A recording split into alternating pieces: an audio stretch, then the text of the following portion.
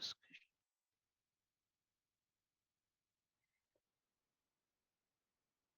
Okay, so I'll start with very basics of how append only tables are designed.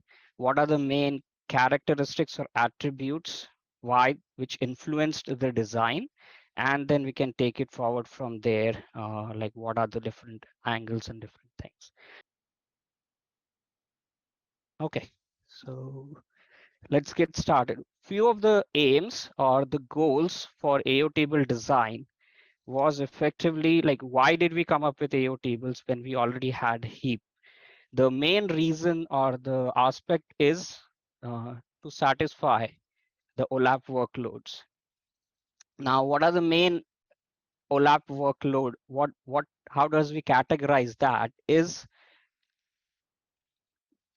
one is big data, like huge volumes of data effectively coming in the system. That's the main aspect of this.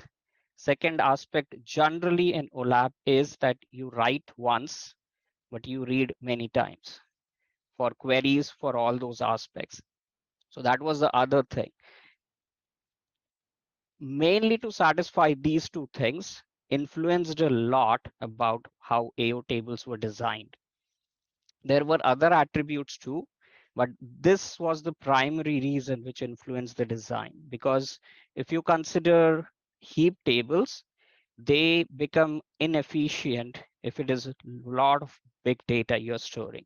And similar concept is for write once, read many times. They do not provide much efficiency. So these were the major characteristics for which like AO tables had or were designed. Now, what exactly as a characteristic AO tables provide us, and that would help us to understand design better. Now, the first attribute the AO table help us to design or was reason it was more done was to provide compression. So you can have compressed data. That was the one attribute we wanted out of the design for AO tables. The second aspect we wanted out of AO tables is to reduce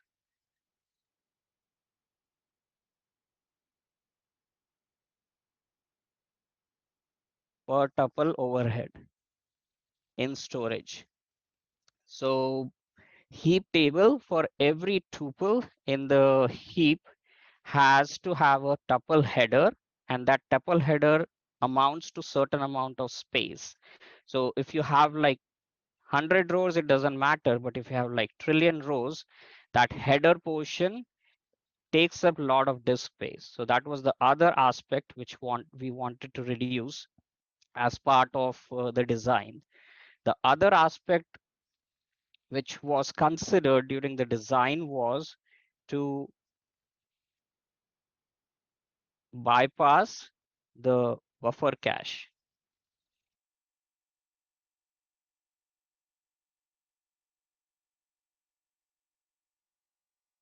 or not to get bottlenecked because of the size of Postgres buffer cache for doing things, instead to rely on the OS cache for providing the caching of the things. So these were like high level attributes which influenced the design for AO tables. Uh, the main one is compression, and once compression comes in play, lot of times variable block size actually plays out much better compared to fixed block size.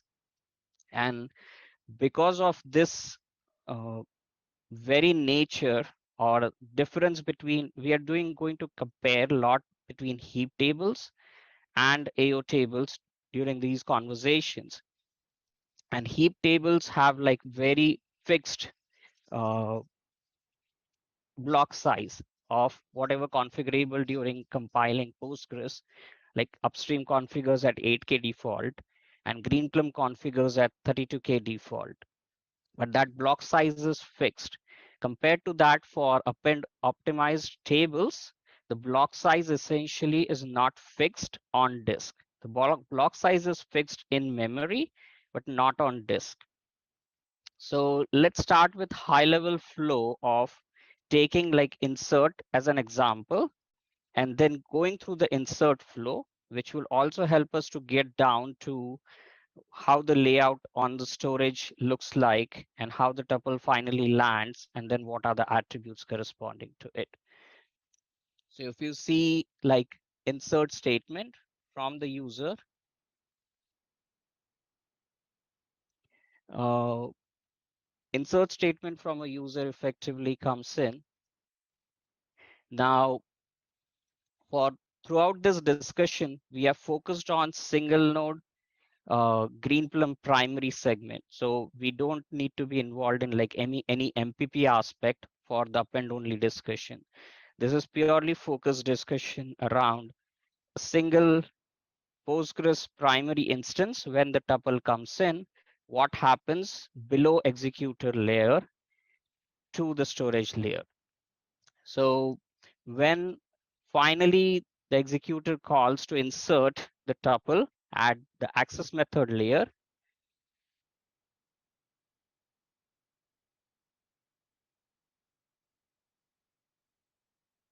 so all the abstraction is done at this access method layer.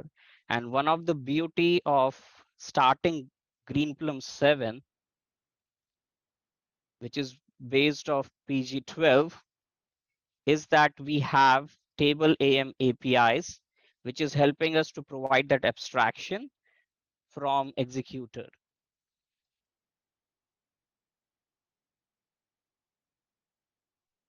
So table AM actually sits here.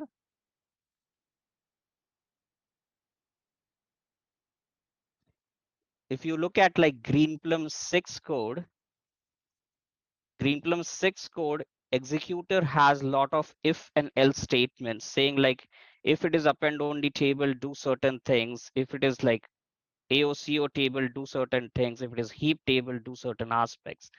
That all complexity from executor went away when we merged to Postgres 7, Postgres 12 in Greenplum 7, and table AM API was absorbed. That is where this access method abstraction came in, which allows us to provide abstraction and have these multiple access methods provided, which we effectively called AO row, AO columnar, and the native tables which we have from Postgres, which are heap tables. So this APIs help us to shield upper layers from the lower implementation, compared to 6, where all this gets pushed to the executor code and even the codes below that as well. So that's one of the things which is helping.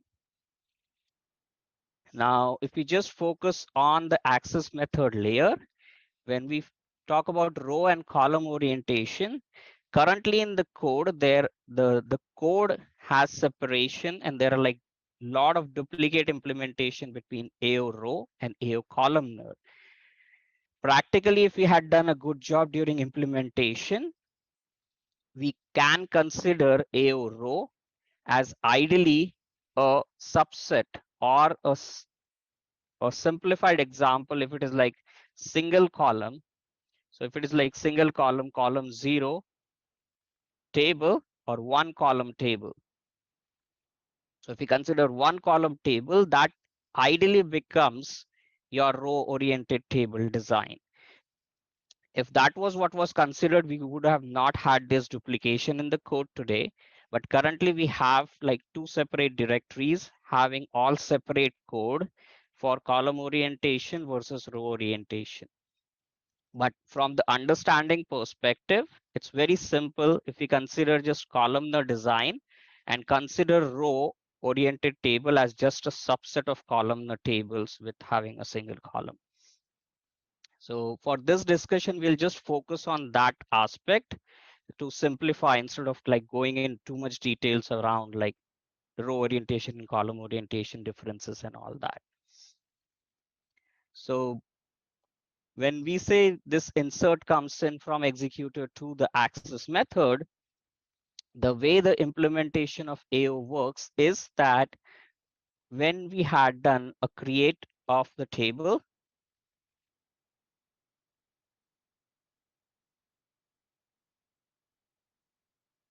so during creating of an AO table, basically we create corresponding some auxiliary tables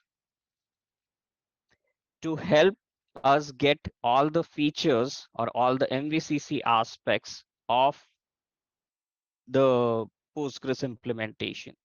So AO table by itself does not provide all the things. AO table relies internally via these auxiliary tables, which effectively are heap tables, to provide the full functionality. So if we consider Greenplum, AO table by itself wouldn't have existed if heap table wasn't existing before. So they are implemented using AO heap tables in the design. Most of the user data gets stored in the AO table subset, but for all the metadata portion, AO tables rely on auxiliary heap tables to provide the functionality. Uh, so there are many auxiliary tables AO needs. We will only dive into the ones as they become functionally important for the discussion. So right now, when we are doing inserts, what auxiliary tables are important for the discussion is effectively named as AO-seg table. So this AO-seg table underlying, as mentioned, is effectively just a heap table. When you create AO table, it creates AO files and all, but along with that, it creates this AO-seg table. And how do we connect this information in catalog? So for that, what is done is there is table called PG append only.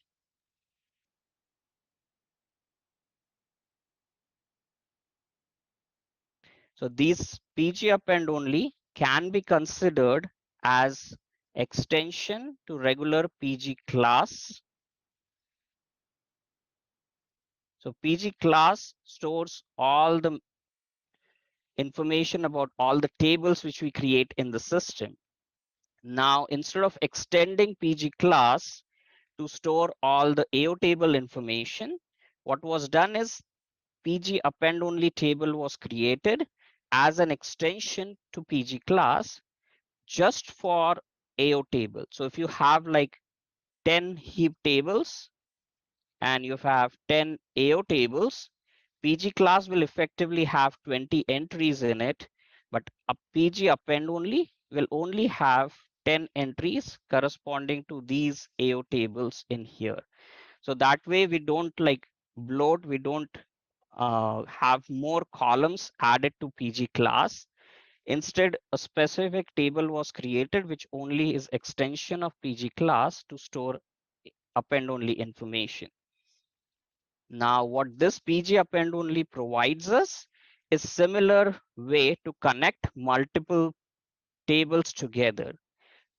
For example, for heap, if you have like indexes and toast tables, those are what PG class allows you to connect. Like if you have the main table, you are from main table able to connect what are its index, what is it, toast ID, all that. So similar for AO tables from PG append only, you are able to connect what all auxiliary tables associated with it are. So it provides you all the information about auxiliary tables corresponding to this. And the way this works is it's keyed on the OID of the main table. So if you create an AO table, its OID is the key in append only, which will provide you all other extra information you need for the append only tables, which is like if you have to figure out what is the AO-seg table corresponding to a created AO table, you will refer to PG append only, search for its OID as a row, and that would give you the AO-seg table corresponding to it.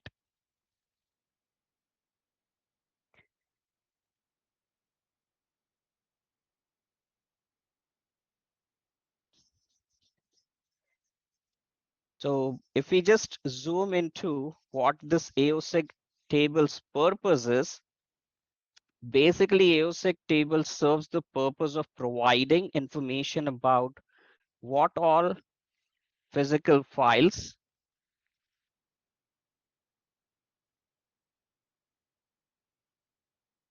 so what all physical files are associated with this, and then it provides information about its EOF values, its tuple count, and it provides information about like mod count, which effectively is how many times this table has been modified in the system. And I'll explain the purpose. We'll go through like what purpose each of these fields give you, but that's kind of the information with this AOSIG table provides. So it's a tuple, it's a heap tuple which we create, which provides this metadata information corresponding to files associated with AO tables.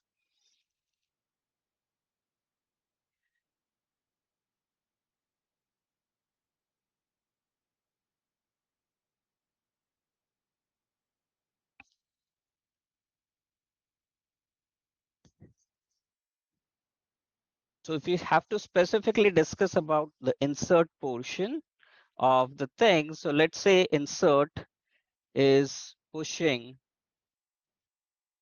1,000 records to the table. What essentially happens is that AO tables, if it was created during create table, you can specify the block size for AO, which is again very different compared to heap, because AO allows like block size, a variable block size. So AO tables allow you to specify block sizes from uh, it can be 8 gigs to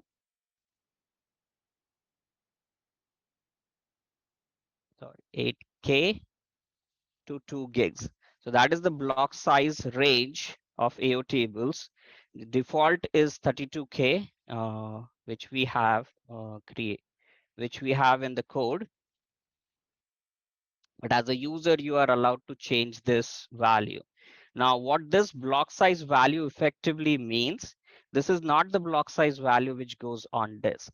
The block size controls what is the buffer which we allocate in memory to buffer all these rows during insertion into the table. So let's suppose if the user has created AO table with block sizes 32K, what happens is in memory,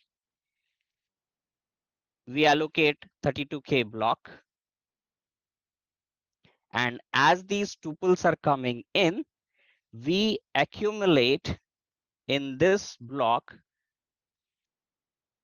32K worth of tuples. So let's say out of 1,000 tuples, we are able to accommodate like 10 tuples, and that fills up this block. If the user has created a 32K block, this 32K is effectively how much memory we allocated. So we allocate 32K of block size worth of memory. Then there is certain portion which goes to the header, and then the regular block, which is called block content, is filled with regular tuples, which are mem tuples. So this is one of the things which is different from heap, that each tuple does not have its own header, which effectively helps us to save space. Only the full block worth will have its header.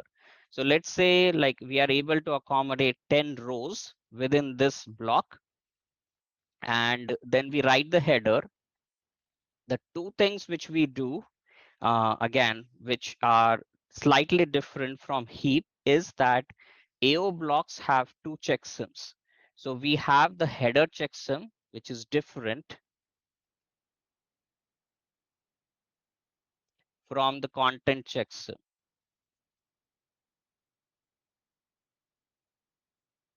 So once the block gets full, the content itself, all these tuple is checksummed, and that checksum gets written in the header, and then we do the checksum for the header itself, and that is written out. So there are like two checksums in AO tables compared to heap. Heap has only one checksum for the full block. And once this part is full, wherein we have calculated the checksums for the content, we have calculated the checksum for the header, all this is done, this block gets written out to the disk.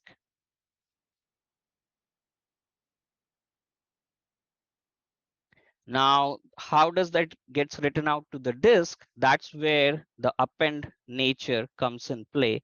And that is the reason we call these tables append only tables. So if you have a file on disk, this was the first block which we are writing. So this block comes in and occupies this space starting with offset 0, and it would go to 32K.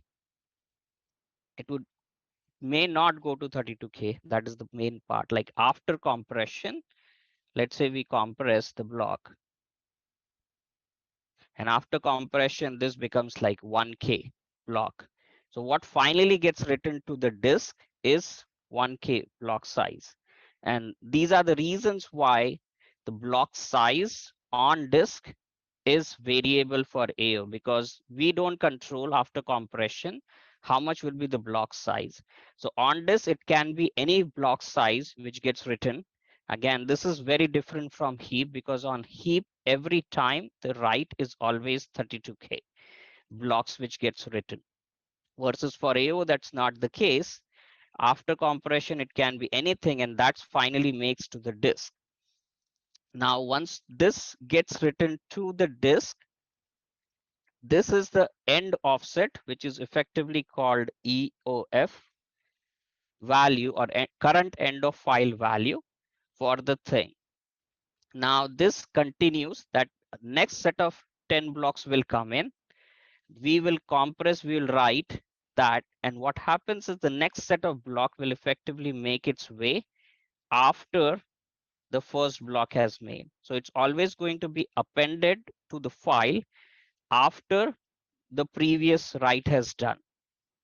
In AO tables, no operation anytime goes back and writes data, which is logically visible to the user. So that's where append only nature comes in play, that always new data coming to the file gets written after the previous data is present in the file. It never gets overwritten in the file. So this way, like 1,000 tuples will make their way. Finally, when like if we say all these rows make their way in here, and the EOF value comes out to be, let's say this is the last offset where all these 1,000 rows landed in the table, and that EOF, let's say, is equivalent to 100K worth of data. So what gets recorded in AOSEC table is that we will record that physical file, which is this file dot one. So it will record that the physical file dot one EOF value is 100K. And it will record the tuple count, it will record the mod count values in the AOSEC table when this transaction completes. And because this AOSEC table is a heap table, this row will have associated with it the xmin, xmax values. So this is regular heap tuple. So this has like visibility thing. Let's say the transaction ID was 100 and no xmax. So this is what the insertion would be to the AOSEC table. So in this case, you can see that no transaction ID makes to the actual physical AO file on disk.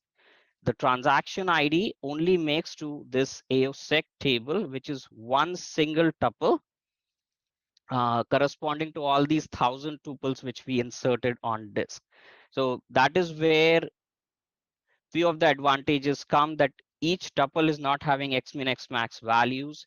No tuple is having xmin xmax values on the AO.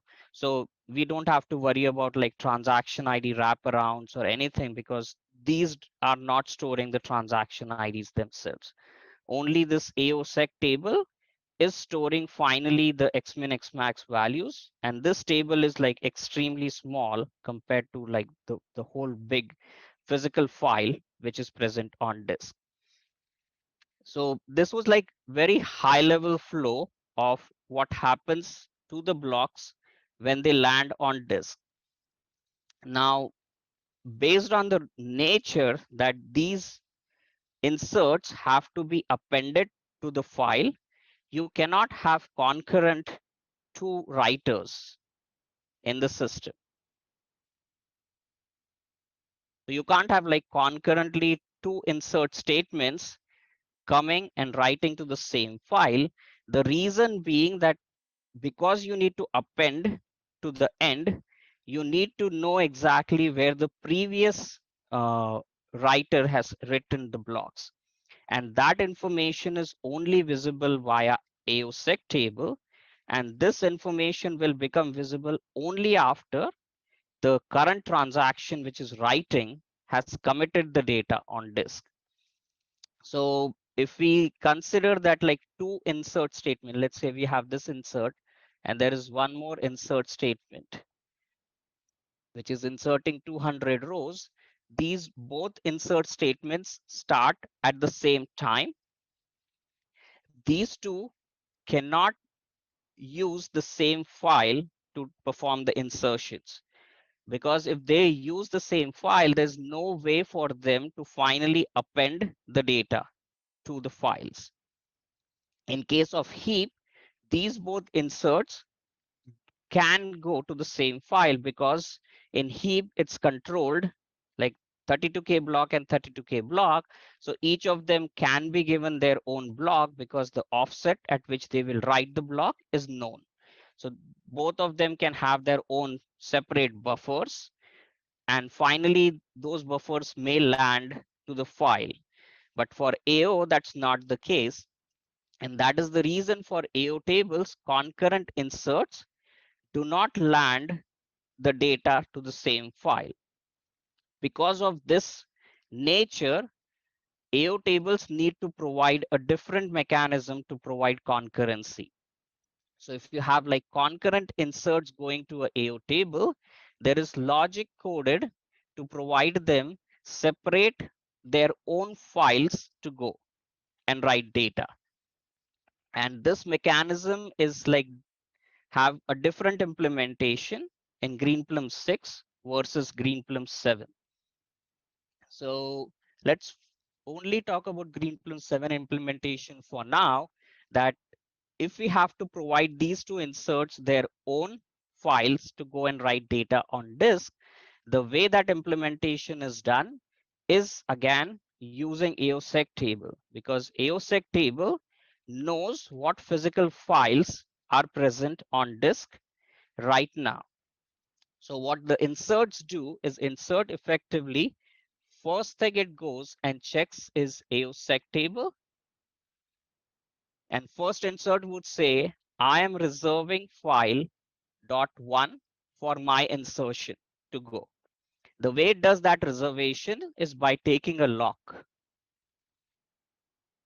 So it takes a lock on the tuple. It takes a lock on this AOSEC tuple corresponding to .1 file. And once it has taken that lock, it has the full access or authority to make modifications and do writes on this one file. Now, when insert comes in for this 200, it comes into the AOSEC table, and it will see that there is already .1 file which is logged for this insertion. So it will not pick up that file. It would pick up a different file for its insertion, which is effectively going to be like .2. and it would do the same thing, that it would go and lock the tuple corresponding to this file, and then finally it would do the insertions. So this is going to do the insertions to a separate file on disk corresponding to .2. So this very nature of having like .1, .2 files for AO table is again different mechanism compared to heap. For heap tables, the logic is that heap tables, every file on disk is maximum 1 gig. So if .1 file is filled up to 1 gig, then only .2 file gets created, and so on. But that is again the concept which is different for AO tables. AO tables have no max size for a file.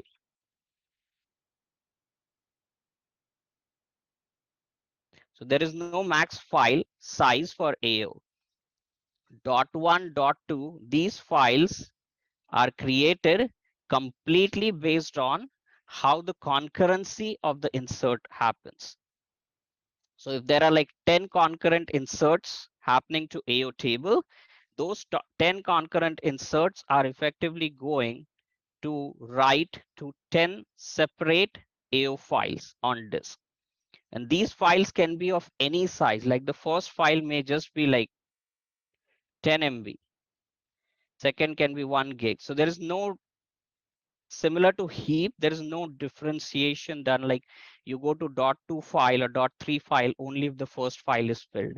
These files are created completely based on how the insertion concurrency is. So that helps us to come to the concept of how these files are numbered and why it is so. So what we allow is, if based on the insertion thing, 127 is the maximum concurrent inserts which are allowed to the AO table, because till 127th file, or effectively if we consider 0.128 file is the maximum you can have in the system. So if you have like 127 concurrent inserts happening, they each will get their own file to do the insertion.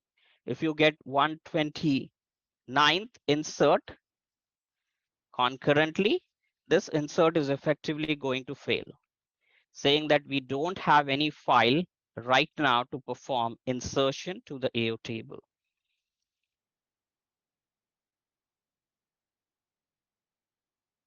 And where exactly or why this number or limit is coming from, that's the part we will come to it right now, where in the whole Postgres ecosystem, every tuple which you insert into the table, every tuple needs its own identifier, not when it is being in the table, but it needs identifier for rest of the system. Like if you consider index needs to provide a way by which to say, I want to fetch this one tuple. So for those reasons, every tuple in the system needs some way to identify. Now for AO, we said that given we don't even know where physically the tuple is going to land on disk, it's much harder for us to provide. Like in case of heap, the tuple ID is effectively the location of the file, which block number and which offset within the file itself can act as identifier for the tuple for heap. But in case of AO, given we don't even know where finally that tuple will land on disk, the physical location cannot be the identifier. And for that reason, we had to come up with a different way to provide identifier to the tuple. Now, one of the things is the CTID in Postgres is very tight and it is already defined, like rest of the Postgres ecosystem uses this CTID, and this field is strictly defined currently as 48 bits field. Heap uses this 48 bits and rest of the Postgres ecosystem uses the same 48 bits. And that is the reason even AO table currently is constrained to having only 48 bits reserved for providing this tuple identifier. So for that reason, what is done is effectively we had to fit in the identifier in these 48 bits. That is done via splitting this into the way you will have is you need to figure out for AO tuple which segment file the tuple is, and within this segment file where exactly that tuple is. So the way these 48 bits are defined or split across is that 7 bits are used to figure out which file the tuple is in. The 40 bits define the row number within that file. So 7 bits give you which file, 40 bits give you exact location within this file where this is. 1 bit had to be reserved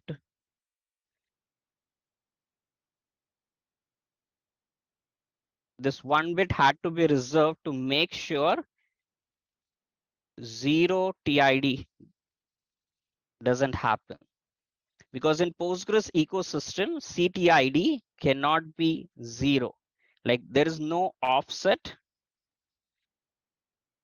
equals to 0 in case of heap, and all the Postgres ecosystem checks for a lot of places that offset shouldn't be 0. So for that, to make sure that this doesn't happen, that if the file number is 0 and if the row number is 0, then the whole TID doesn't become 0. Just for that purpose, this 1 bit is reserved so that at least we can have this bit 1 still and convey to the whole ecosystem that yes, CTID is not 0.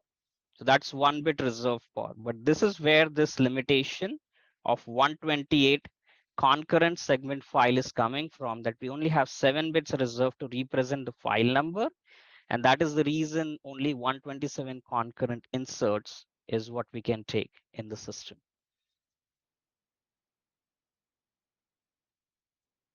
I'll pause for now and see what questions.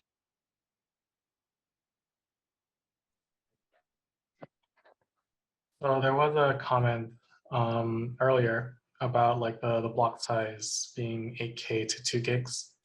But inside it's actually showing 8K to 2 megabytes. So just like a comment correction there. Okay, I thought it was 2 gigs, but sure. For some reason, I thought it was 2 gigs as well, but the header and the documentation shows 2 megs. Okay.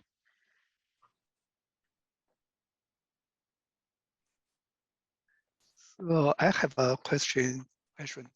Sure. Yeah, I still don't quite understand about how the var block concept it apply. It's as you mentioned, it's when you write the block, maybe the block size is different. But I see when you write block to disk, the file size, not the file size, the block size, the file level block size is always 32K. Is that right? You're talking about file system block size? No, not the file system block size, just for physical block size. Physical block size. No, because, for AO tables, no. So for AO tables, only in memory, we take 32K, fill it up, we compress it, and it can become, like I said, it can become 1K. And we will just go and write 1K to the physical file. That means there is a compress, right? There's a compress append. But if without compress, We just will write down the 32K block to disk. Correct. Yes. Without compression, the block Yeah. size generally is guaranteed, but still it will depend on. So that question comes up very often, that if it is uncompressed table, will we always have aligned 32K writes? And Okay. no, that is not the case. Like if we consider 10 tuples are worth to fill 32K, but we only got 2 tuples in insert. So someone did an insert which only has 2 tuples, then this block may be like in memory we allocated 32K, but it only has 2 tuples, which means like it's not even one, like it may be just 1 MB. Mm-hmm. So we'll finally go and write this 1 MB on disk or something on Oh, those lines, because it's not same as heap where the yeah. 32K is reserved. Even if you insert 2 tuples, finally 32K block is written to disk. That's for heap. But for AO, it's all driven based on either the block size drives the boundary or the number of tuples inserted drives the size of the block. Okay. Is it because we don't want to deal with like possibly, like the output of the compression, we don't know exactly what size it'll be, and Correct. but there are APIs, like I remember in ZStore actually, we do compress and we do ensure that it lands up in one block, right? We had to do a So lot of work in ZStore to align to fixed, to make it fixed block size to fit that fixed size model. There's right, a lot of compression, then the recompression, and then splitting of the blocks, which we had to do, right. which made the code complex, but it fitted the model. But in this case, the beauty is that there's no reason we have to, because not having a fixed block size is actually helping us in a lot of terms. Because you Right. can have bigger blocks, you can have smaller blocks based on like content. If you know your compressions would be higher, and generally compressions are higher if you have like bigger block size. So if you have bigger memory footprint, instead of 32K, you can default to like 64K block size and get bigger compressions and write that. Right. Yeah. I'm just, yeah, like if it's all fixed size, I'm saying that if you configure, like you say width, create table width, block size is blah, right? You say 64. So then if you have that predictability that we will be writing 64K blocks onto disk, just like we size it in memory, then we have that predictability. And having the Right. predictability will yield better performance from the lower storage layers. Which is, yeah, which is something we don't get if we compress down to like 1K and write just 1K. It, yeah, it would be more performant if we could guarantee the size on disk. And it's totally dependent on the user, what they will configure their size to be, which is fine. But as long as we write with that exact size, we might get some performance benefits. But yes, it does come at the cost of complexity. Right. It actually depends. It may not, because finally we do these writes.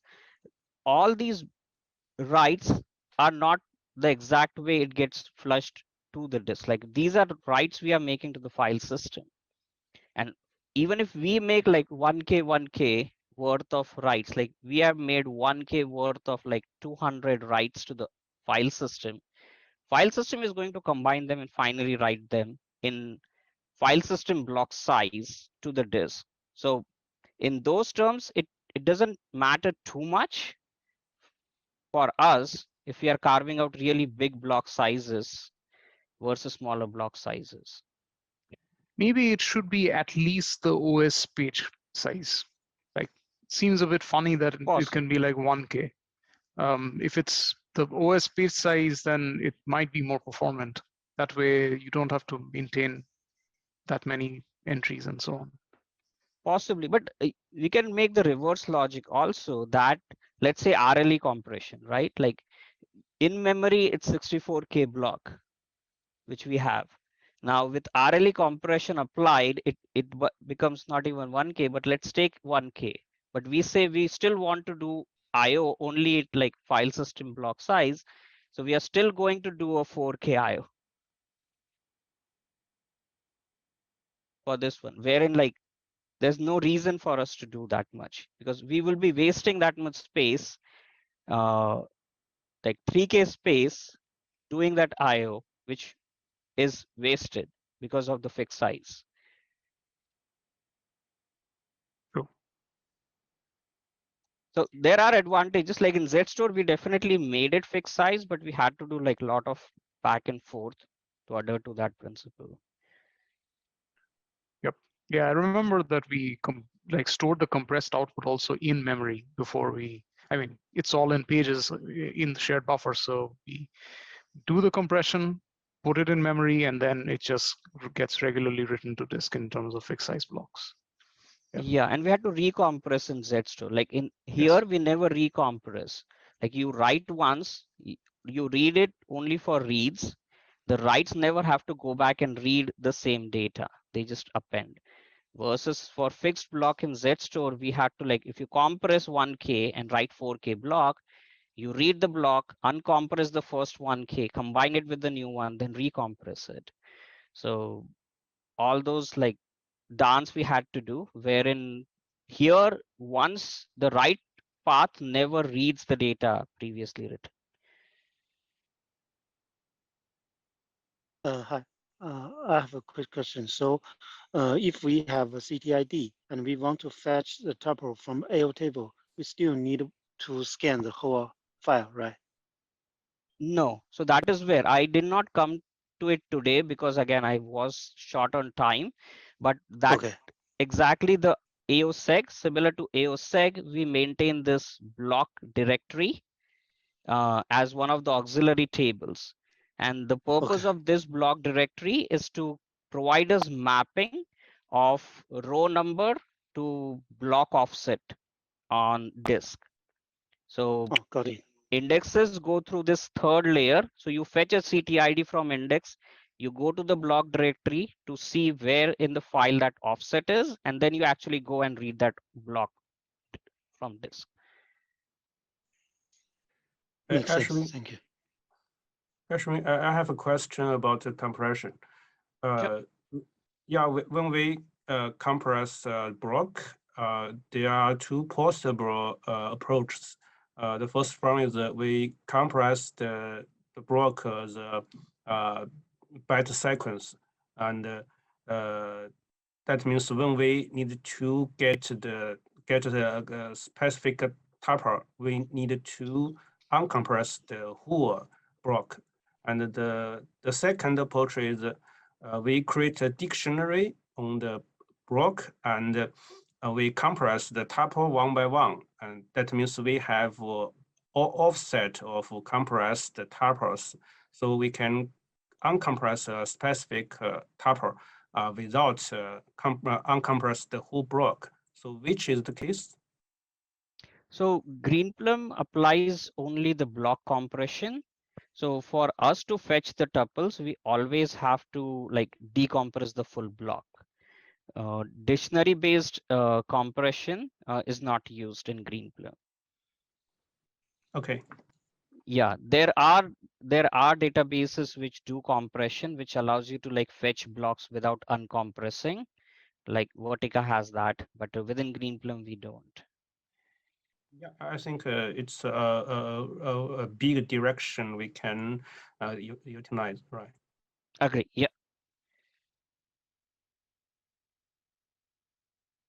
Even for RLE and delta compression today, there are ways by which like just based on computation, we would be able to fetch the rows.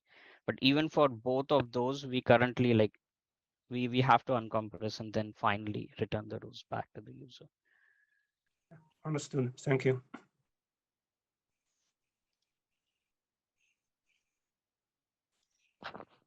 Okay. So, Any? yeah, I have another question. You just said it's not use PG buffer tool, right? But actually, when it's read from the disk, it still have a buffer, the private buffer. It's not a shared Correct. buffer, right? Correct. So the private buffer size is about the block size, which is 32K. Correct. So we check some we check some based on this block size, right? So Okay, so we may read 132 kilobytes. We will check some for the blocks.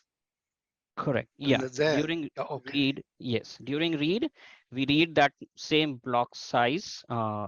So buffers during read is similar concept where they would read the block size worth. Now that block size worth may have given you one full block, or it may Mhm. possibly have given you two blocks, because we don't know Oh, how the finally blocks are.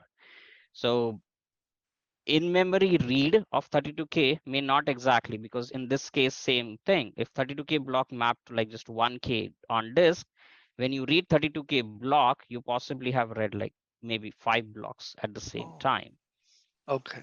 in memory. But as soon as you read the header, you figure out like how much is the block size, and then you perform uncompression based on that header size. Okay. So it's a checksum is one fixed size block boundary. Uh, Checksum for checksum. Yeah. No, checksum is that those two parts, right? Like checksum is Mhm. for header. So Yeah. first, in memory, you read 32K, and then you have the header. You will verify the header checksum that all its fields are valid. And Uh-huh. once you know you can trust the header, header gives you the length of the content. So that is then you will say from here till the length is what the content is. And then you will uncompress it and then verify its checksum to make sure that the content is fine. Okay. I have one more question. It's Yeah, about keep going. mode. Yeah. Mode count. What is mode count mean? What that it is using? So mod count, What? Yeah. the pure use of mod count is for incremental backups. So let me erase these and then I can explain.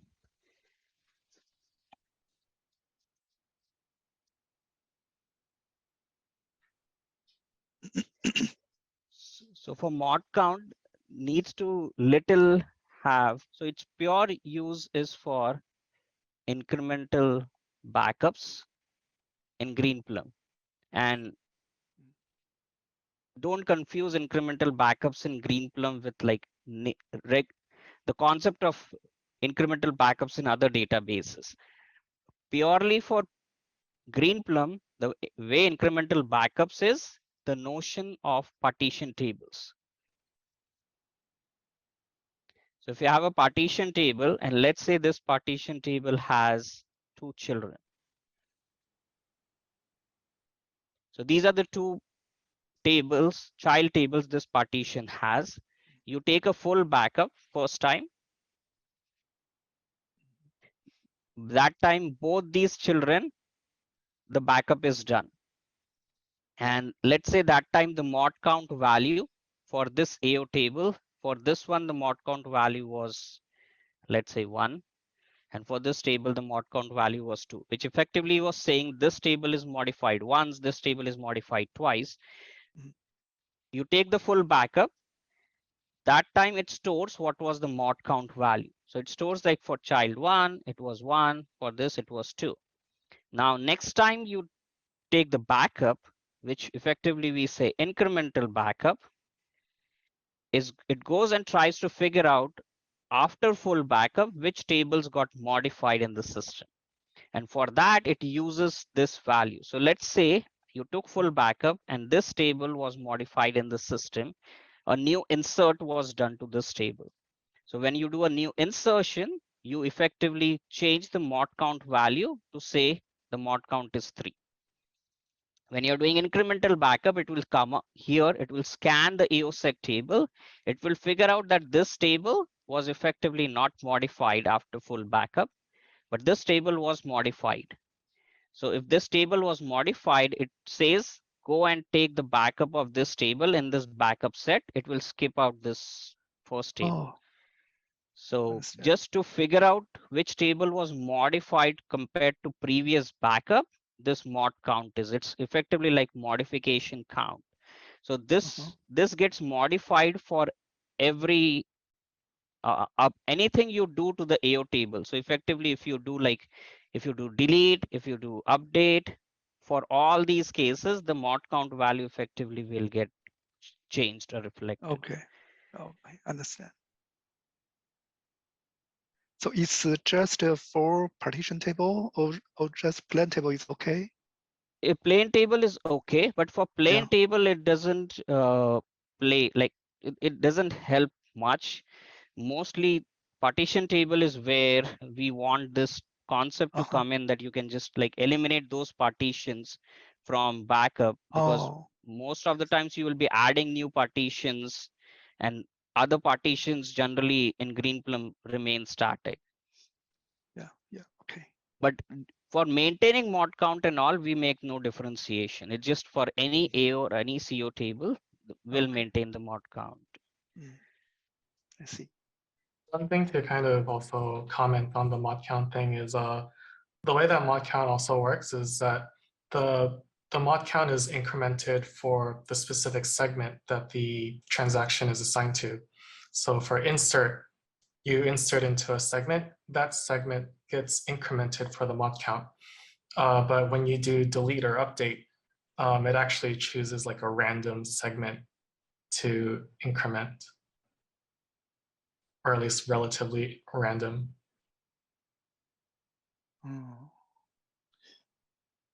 The bad part about that is that we actually have to take a lock on that seg file at the beginning of the transaction. So that's a really annoying thing that we have right now, is when we do delete and update, we take a lock on a segment file that we never use.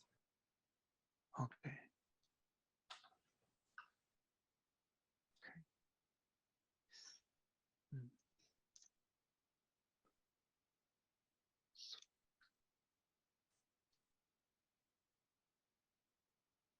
Okay.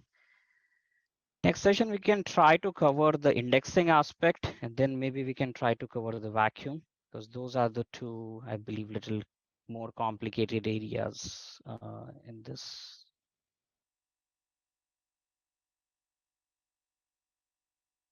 Can I ask one last question? Yeah, go for it. Okay, so why do you call it the row number? It's not actually a row number, is it?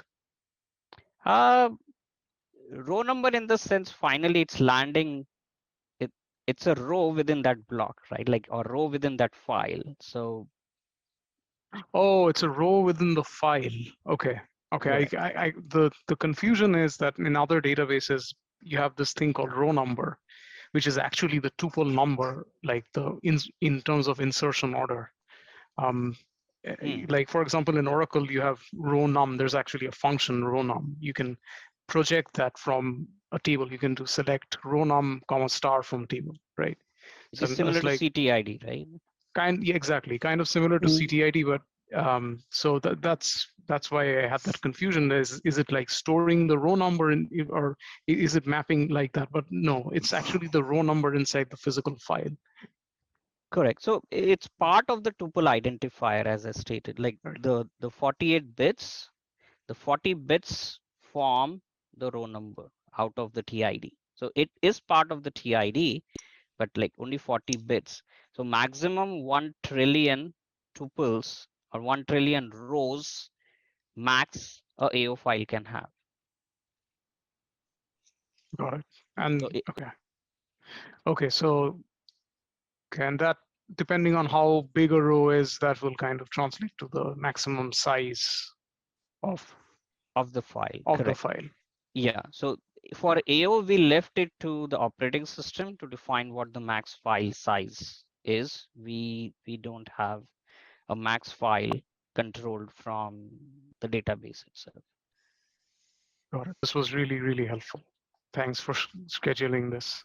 Yeah. Thank you, folks. See Yeah. you. Bye. Thank you. Thank you.